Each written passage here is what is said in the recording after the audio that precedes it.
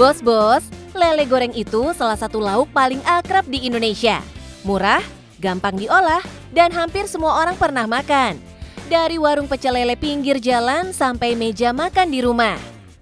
Dan dari lauk yang sangat sederhana inilah, sebuah bisnis mulai disusun dengan cara yang gak biasa, bos. Halo bos, kenalin saya Fasya, saya owner dari Los Leles Hermanos. Di sini saya ngebudidaya lele untuk disuplai ke berbagai macam pecel lele dan juga saya olah sendiri jadi lele marinasi untuk ibu-ibu di rumah. Penasaran? Tetap di Cuan Bos.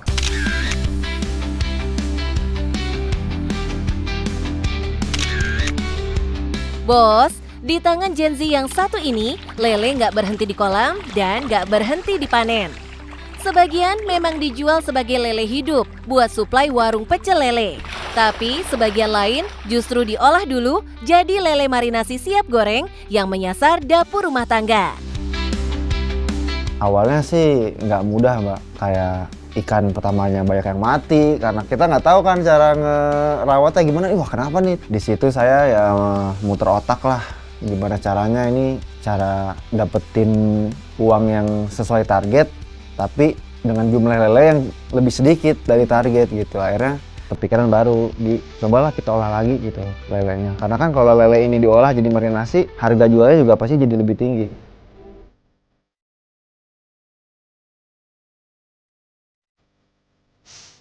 Marinasi dipilih karena logis secara bisnis. Pasarnya jelas, ibu-ibu yang mau masak praktis. Dan dari sisi harga, produk olahan selalu punya ruang margin dibanding bahan mentah. Ya dalam pengolahan lelenya pun nggak boleh salah gitu kan. Karena kan lele ini ketika kita panen mbak, nanti ikannya ini dia berlendir dan kita tuh harus kita atasin lendirnya. Karena lendirnya ini yang bikin bumbunya ini nggak ngeresep. Bener banget kata Bos Fasya, kalau lendir nggak ditangani dengan benar, bumbu nggak akan masuk dan nggak bisa meresap, yang nantinya rasanya nggak akan konsisten. Disinilah kualitas produk ditentukan. Kalau ditanya bumbu yang bikin spesial tuh ya mbak, itu sebenarnya di warnanya. Kan kuning ya, bumbu marinasi itu kan kalau kita lihat itu kuning ya. Dan kuning itu ya pasti dari kunyitnya gitu kan. Cuman yang menentukan rasa juga kita nggak menutup kemungkinan di bahan-bahan yang lain seperti bawang putih, kemiri, merica, garam, dan lain-lain lah banyak. Karena yang ibu-ibu suka itu biasanya kalau ngeliatnya tuh, wah bumbunya medok nih gitu kan. Warna kuning dari kunyit jadi sinyal visual pertama buat pembeli. Terlihat berbumbu, terlihat siap digoreng. Buat pasar ibu-ibu, tampilan itu penting karena keputusan beli sering terjadi bahkan sebelum rasa dicoba. Awalnya, produk ini dijalankan dalam bentuk frozen bos, stok aman, umur simpan panjang. Tapi dari situ, Fasya melihat satu hal, alur uangnya masih bisa dipercepat. Kebetulan baru jualan langsung ini baru mulai kan, baru 4 hari. Tapi saya udah bisa melihat wajah-wajah yang memang dia repeat order gitu kan. Oh berarti tandanya kena nih gitu kan, rasanya enak gitu kan, nggak ada masalah sama produk gitu. Dengan harga 10.000 dapat 3 ekor, produk ini diposisikan sebagai lauk keluarga. Marinasi membuat uang berputar lebih cepat. Tapi supaya produksi nggak putus, stok lele harus tetap aman. Di sini strategi bisnisnya kelihatan jelas bos. Produk olahan jadi mesin cash flow harian, sementara kolam jadi penjaga suplai jangka menengah. Dan disinilah budidaya berperan sebagai mesin belakang dari bisnis ini. Pertamanya sebenarnya saya sebagai video editor sempat dulu. Akhirnya setelah saya resign, saya ceritalah bahwa saya ini pengen buka usaha laundry. Kata dia, ngapain laundry gitu kan? Udah kita ternak aja. Kalau laundry mah nyari duit, kalau ternak mah kita cetak duit katanya gitu.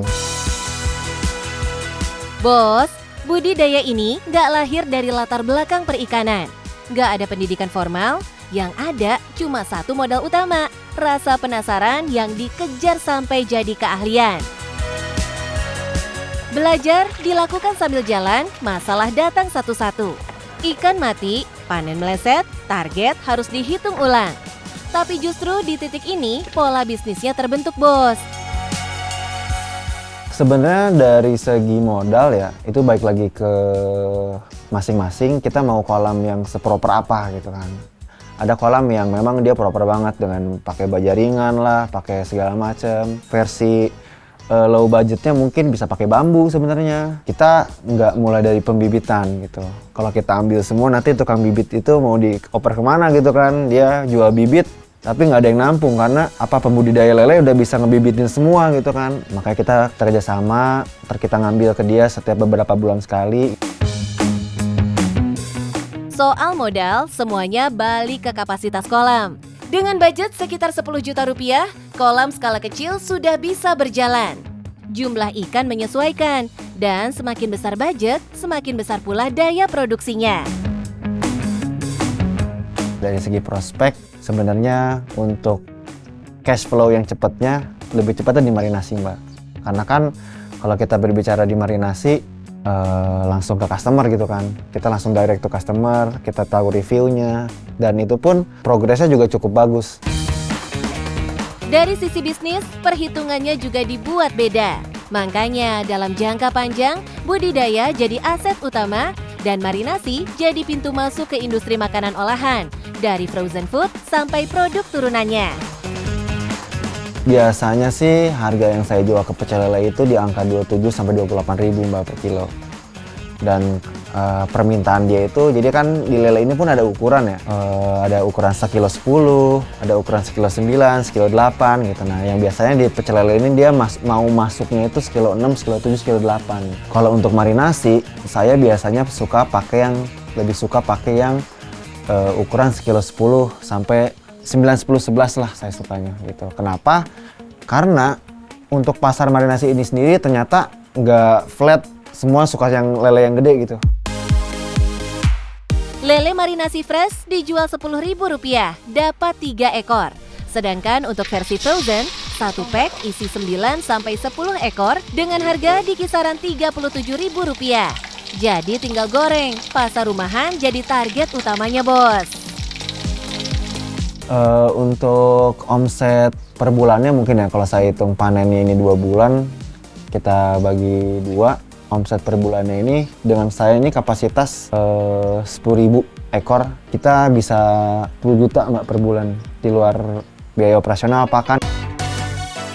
Secara angka, bisnis ini sudah mulai terbaca ya, Bos. Dari kolam dengan kapasitas 10.000 ekor, omset rata-rata bulanan bisa di angka 10 juta rupiah. Sementara dari marinasi, dalam hitungan harian, perputaran uangnya bisa tembus ratusan ribu rupiah. Dua modal usaha milik anak muda yang satu ini jelas jadi saling menopang.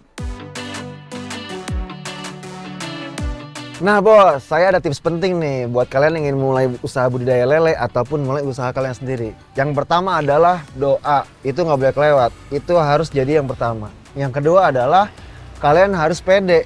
Jangan malu-malu, jangan ada gengsi. Pokoknya pede aja bahwa usaha kalian itu bakal sukses.